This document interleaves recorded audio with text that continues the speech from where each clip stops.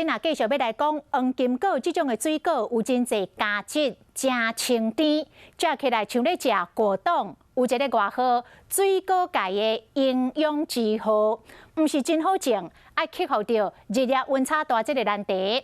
台中当时有农友用心来种植，种甲真成功。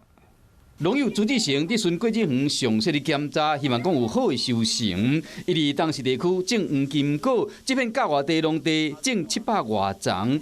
黄金果有丰富的营养价值，有营养之后的外号，未少乡亲拢用来补身体。要施不一样的肥，让它成长的好，甜度啊，跟它的密度跟硬度会比较好一点，比较不会这么快熟。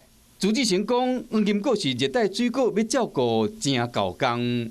伫浅山里种，还阁克服日夜温差的问题，尤其是寒天时啊，阁袂使互寒着。黄金果在国外是1年4季，因为气候的影响，产季为7月份延到8、9月份，伊逐礼拜拢会去顺果子园甲采收。这黄金果一甲切开了，果子肉是半透明的，口感是软软 QQ， 真清甜。果子肉的价值。 Hello， 大家好，我是乃瑜，要教给大家2个任务。第一个，华视新闻的脸书专页，你按赞了吗？